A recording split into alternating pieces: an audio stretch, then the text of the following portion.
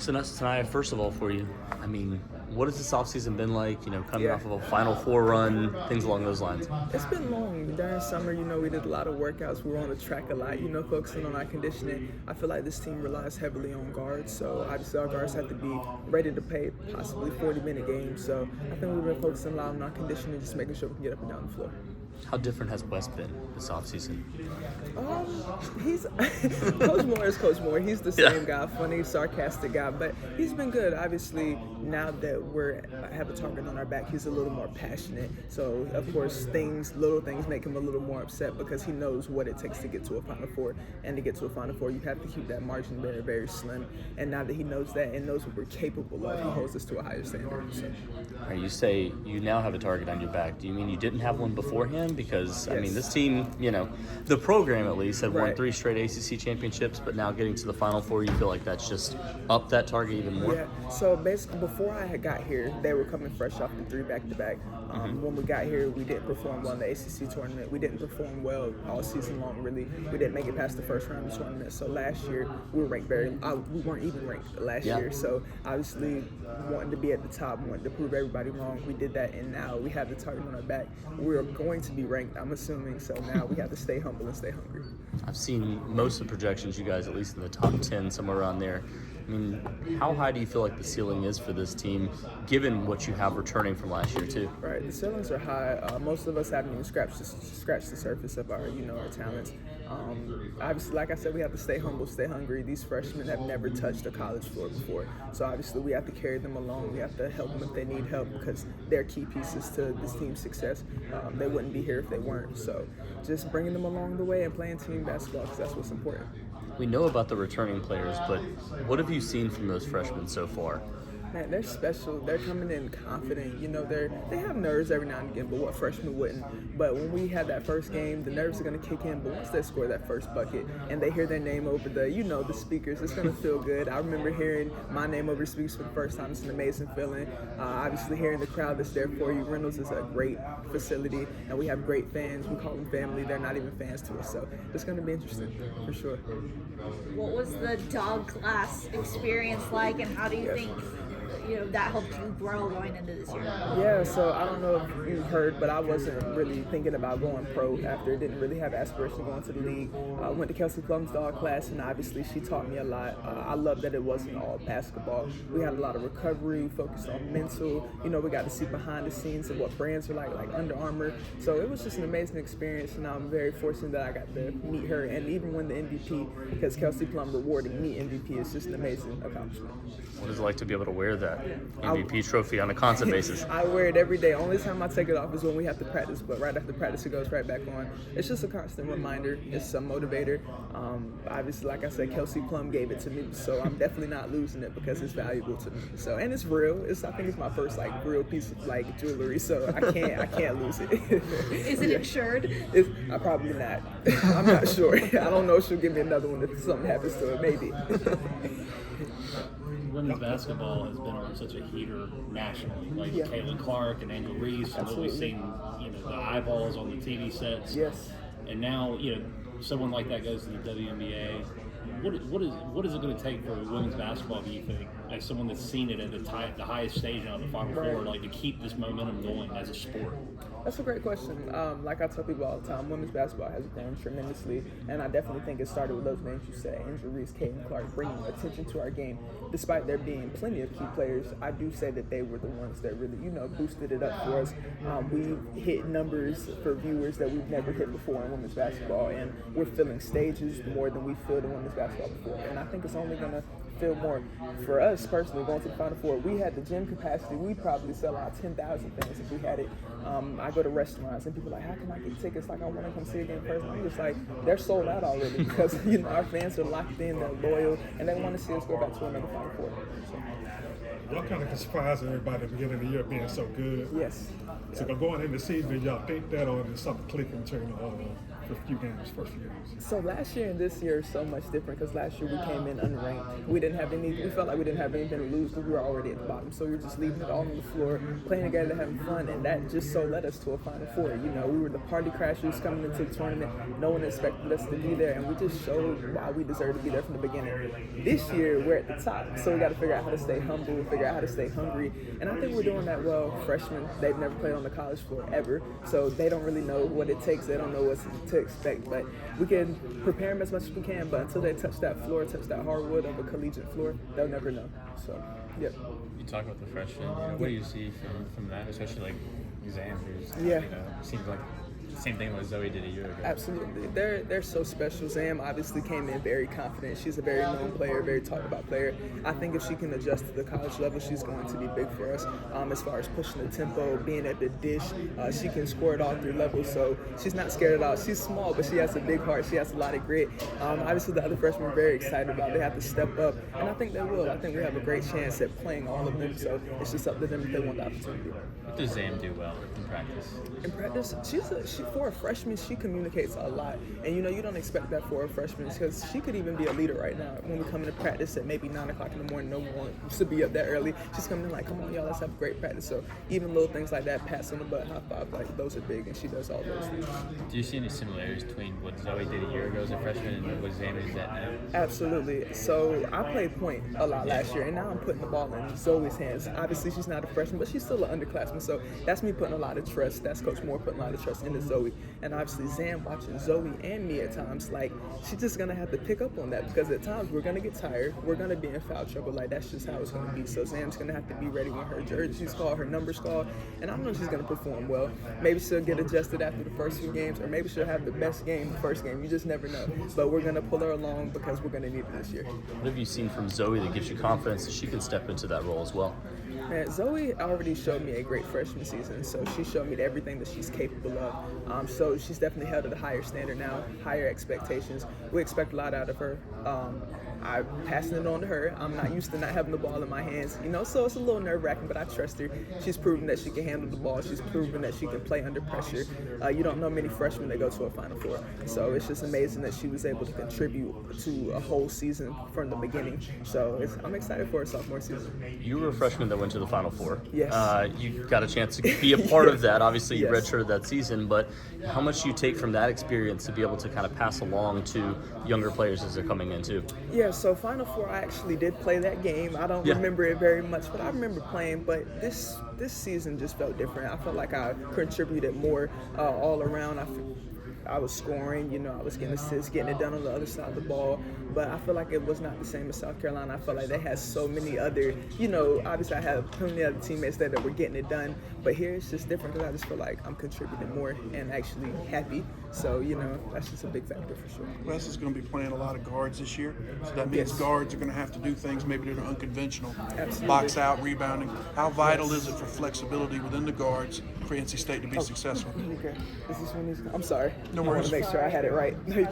One more time. I'm sorry. How vital is it for there to be strengths and flexibility within the guards to be successful? Definitely. I already had a conversation with Coach Moore before talking about I may play 1 through 5. We might run small. We might run 5 guards, 4 guards with a post player. You just never know. In the heat of the game, every game's going to look different. It depends on who we're playing. We're already preparing for that early because we just never know. We're running different groups. And I think with me being very versatile, very long, I think I'll look very good at different positions like the 4 and the 5. I can rebound. So obviously I didn't get the box out a whole lot last year because I was the person getting back on defense to stop the play. But I'm excited. Change is hard, but you don't grow when you're comfortable. You grow when you're uncomfortable. So I definitely think everyone's going to have to step out of their comfort zone and be ready to grow. So. Can this be a faster team with so many guards, people to outlet to on the rebound? Absolutely. And that's the beauty of this team. And it's also dangerous because we have so many people that can run. We have so many people that can handle the ball. So it doesn't matter who gets the outlet. Everybody else can run because everybody else can dribble, So it's dangerous. And I think we're going to shock teams because transition was already our bread and butter last year. But this year, being so guard heavy and so guard dominant, I think it's going to be dangerous. Is there a specific player that you're hoping to kind of see go off in that 5 spot? In the 5 spot. It's tough because, we lost River. Obviously, Mimi played 5 when River was out with injury. And it's hard. I wouldn't say we're trying to replace them, but definitely fill their shoes. And it's hard to do. Those were upperclassmen. Now we're working with, freshmen. Now we're working with sophomores. So it's a little harder. They're going to have to grow up quicker. They're going to have to get mentally and physically tough. And I think whoever's spot out of the 5 is theirs if they really want it. So. You talked about in there, kind of having to flip a switch when you're playing all over the court. What is that? Like, take me through kind of what that's like to Flip go the from switch. playing point guard to playing on the wing to playing in the paint. Like, what's that? So flip the switch is honestly mental and physical. Yeah. On the mental aspect, you have to be able to flip in your mind like, okay, I went from telling my teammates where to go. I went from calling the shots, calling the plays, having the ball in my hand, to now being on the wing, and like now I have to flip the script to being able to score more. So I have to have this dog mentality that, okay, now I'm not passing anymore. Now I'm getting passed to, and now I'm scoring. So, and physically, I just have to put the ball in the bucket now. I'm used to getting my teammates more involved, and obviously I'm still going to do that. But I'm an unselfish player, so whatever I need to do to contribute to the win, that's what I do. So if I'm on the wing and I need to score, that's what I have to do. And I'm not used to doing that, so I'm going to flip the script for sure. I was going to say, is that a hard transition to go from being the person that doesn't want all of the points to now it's like they're going to look for you?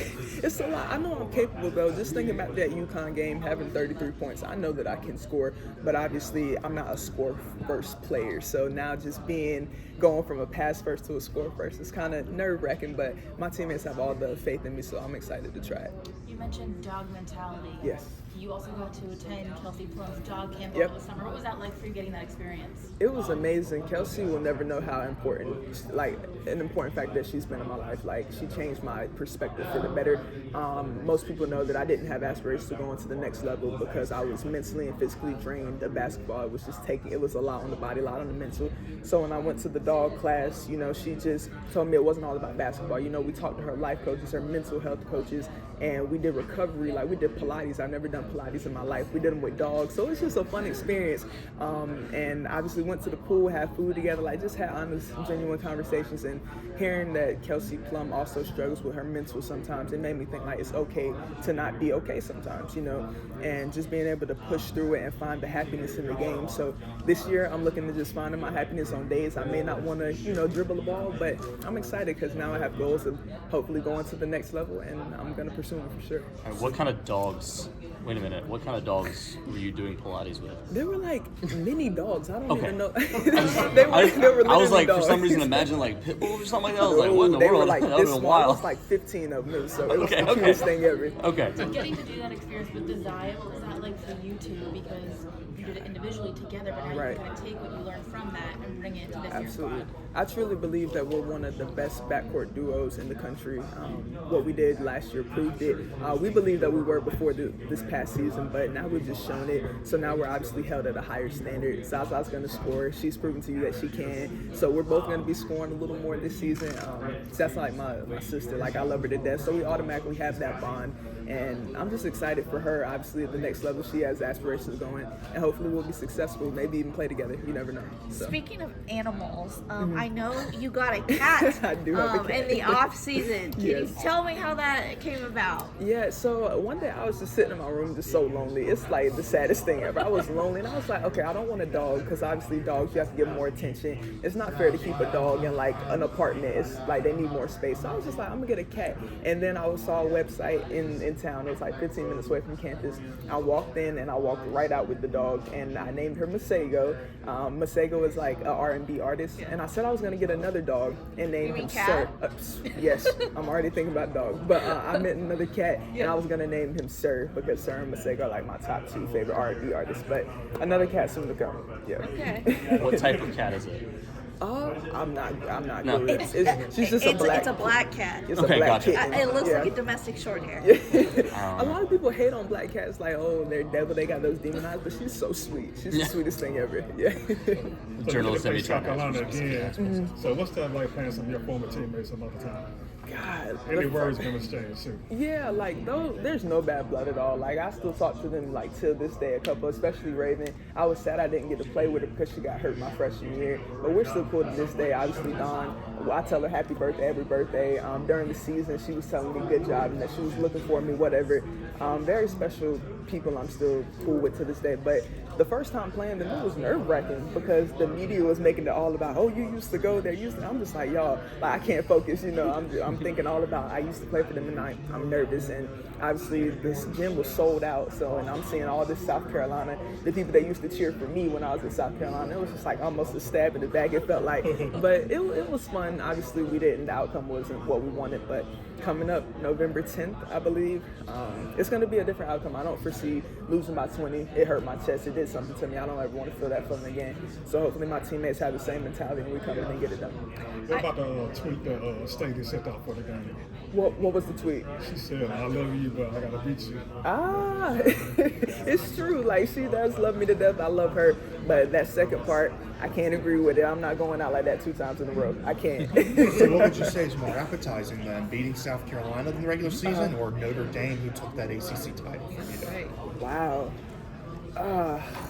Oh, man. Obviously, I want to beat Notre Dame very bad, but South Carolina has been undefeated the whole season. Like, it's time for them to go down. And I definitely think it's capable. I'll never forget that Tennessee game when Camilla hit that 3 at the end. That was ridiculous. But Tennessee had it in the bag. So I know it's possible to beat them. And then we beat Tennessee. And it's like, you don't want to look at matchups like that. Absolutely. But matchups are different every game. We all match up differently. It's going to be tough because, obviously, we don't have a secured post yet because we lost River and Mimi. So we may have to play 5 guards, and we're going to have to figure it out. It's still a question mark with the post, but I think we'll give them a good run for that money. You talk about your relationship with Dawn Staley. She says she loves you to death. Yes.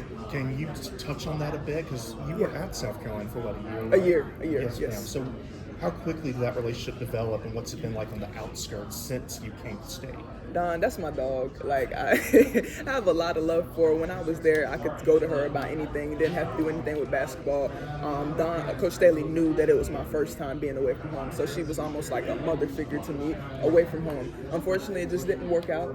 It happens like that sometimes. I know a lot of people were telling me that I sucked for getting a ring and dipping, or I wasn't loyal. And it's just like, people don't understand. You have to put your mental health first. You got to put yourself first, your happiness. But I love Dawn to death. I tell her happy birthday every birthday. She does the same for me and reaches out, just check on me and the family. So we have a great relationship, but we know that when it gets on the court, we're enemies.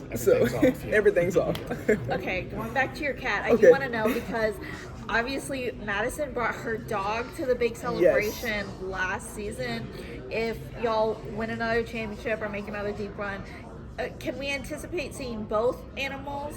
Definitely. Okay. I'm currently looking for something that'll fit her. She's a small cat, so I try to put her on a leash. She just wiggles out of it. Right now, I'm looking for those things where you can put the pet in the front, and their head pokes out. I got to put her paws away because she'll probably claw somebody if they come and pet her. But you'll definitely be seeing her if we make another friend. We'll talk later. My cat walks on a leash. Oh, okay, yeah, we'll talk. What was the biggest part of your game you worked on during the summer? Yeah. That's a good question. I take a lot of pride in being a very versatile player. I want to be hard to guard. I want people to be like, oh man, I don't want to guard her. So I'll say I've definitely been working on getting my 3-point game consistent. Freshman year was terrible. And it sucked because obviously in high school, I was shooting from the logo like Caitlin Clark. And I was like, where did all that confidence go? So, it's gotten progressively better as the seasons have gone along. So this year, I'm just planning on it to be my best 3-point season. And obviously defense, I know that trying to go to the league, I have to be able to play on both sides of the ball. So I feel like I put a lot of emphasis on that, just making sure I can keep someone in front of me and also play team D. So I've been working on a lot all around the boards. Then you mentioned earlier the UConn game and scoring kind of being a big part of that. How much did that help your confidence, going into this year, knowing that, okay, like I have that unlocked? That was a big confidence booster. I feel like it didn't take me very far though. I feel like I had that big breakout game with scoring and I almost went back into my shell a little bit. I didn't have another 30-point game. And of course it's not all about the points you score, and I feel like that's what makes me a great player, a great teammate, is that I don't care if I have a donut, I don't care if I have 5 points, it doesn't matter as long as we have one more point than the other team we're playing. So it was definitely a confidence booster. I wish it would have led me a little further, but hopefully this year, like I said, playing off the ball, I'll be able to score a little more. Apologies if you've been asked this before, but Wes talked about it took him 35 years to get to a Final Four. Everybody on your team going to the Final Four pretty much for the first time. Yes. How do you, I hate to say what do you do for an encore, but how does that spur you into this season? It feels good. Obviously, we enjoyed it while it lasted, and we don't take it for granted. Most players that play in college don't even get to experience the Final Four, and I'm blessed to experience my second one. But it takes a lot to get here. It was hard. It wasn't easy. And obviously, last year we were unranked. Nobody expected NC State to be in the tournament, not even to say the Final Four. So just seeing that we got there, when now Coach Moore knows what we're capable of, we're held at a higher standard. Now we have a target on our back. So we have to figure out how to stay hungry and stay humble to keep, that top spot. Can you describe what your relationship is like with Isaiah? You guys were at the football game last week. What's it been like kind of being able to grow with her at NC State? Oh man, I'm so happy that I came here and was able to make that relationship with Isaiah. She's like a sister to me. We gel quickly, whether it was with TikToks, dancing, going to grab food. Like, we just have the same hobbies, whether it's watching a show, whatever. So obviously that off the court bond quickly translated on the court. So I've always felt like we were one of the best backcourt duos in the country. And last year we proved it, and now we're held at a higher standard. We have higher expectations for us individually, but us as a collective. So we have to keep playing off of each other, and I'm excited about what this season has to come. It's been such a dramatic shift from when you first got to NC State, culture-wise, around the women's basketball team, but also the whole athletic department at this point. What's that been like to sit back and watch? Oh my, it's been beautiful. It's been amazing. Last year was so special. Just seeing that the men's and the women's team was at the Final Four, the love and support that was shown in Raleigh, North Carolina was just outstanding. Obviously, women's basketball in general has just been going up, from the past 2 years ago with Angel Reese and Caitlin Clark bringing that attention to our game. So for them, it's much appreciated. But now it's just like, okay, now we're shining light on the other players that have been a part of this game, and we're getting the recognition that we deserve. So obviously, bringing it back to Raleigh is amazing, and we're going to keep bringing it back. The front court is a little bit of a question mark for you guys right now. Coach Moore was talking about that. How has that changed the way that you guys are playing in terms of the guards, maybe a little bit more tempo, things like that? Yeah, like you said, it's still a question mark. We're still trying to figure out how to fill in those shoes, because we can never replace River and Mimi. They did things differently, so we're just trying to fill where we can. It's tough. We might end up playing 5 guards. We might end up playing 4. I had a conversation with Coach Moore before the season. I might be playing all 5 spots because I'm long, lengthy, and I'm strong, and I got grit.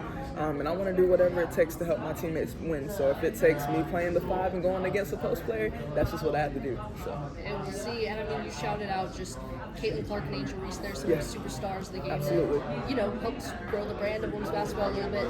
Still a lot of really talented players in the ACC, returning players. If you could pick, it's a hard question, but one person maybe to add to your team right now from another ACC roster, who would you go with? Definitely a post player, because I feel like we need to secure that position. Oh, goodness. There's so many great ones. This is a tough question. You caught me off guard. I'm gonna be honest, and I hate to say this one, but Maria at Carolina, because I don't want to give Carolina praise, but they have a great post player there. They have a great dominating presence. Obviously, we try to get her here. Me and Maria are actually cool. I tried my hardest to get her here because I feel like she's a great player, a great team player. So I would definitely, add her to the roster if it was in my power. So. Really, really deep just guard play throughout the ACC. Again, obviously we know that you guys have it. NC State, any other players, just other teams in the conference that you look at them and you just think, man, that person is a superstar. Just any other players that you want to shout out that you really respect? Man, I could shout out a lot.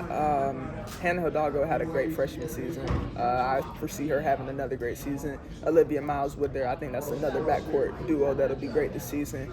Oh man, I have some I have a couple, but I just leave it to those 2. I think they're going to be special this season. And even though they beat us, in the ACC tournament, it hurt a little bit, but we're definitely excited to run that back. So it'll be fun. So last season, Wolfpack Nation really was loud and proud for y'all. Absolutely. And they're already showing up and showing out with ticket sales. So what excites you about returning to Reynolds to see them again? I'm excited, especially because the first game we're going to drop that banner. And it's just going to be special. It's going to be emotional. I know for a fact I'm going to cry. So hopefully our first game isn't too tough because I'm going to be so emotional. But Reynolds, they're not even fans, they're family. You know, they've created that bond with us, and they're just so special. I don't take it for granted at all. Even though we have a smaller gym, it just makes it feel that more genuine and homey. So I'm blessed to be a part of Wolfpack Nation, and we're going to keep bringing wins back to Reynolds.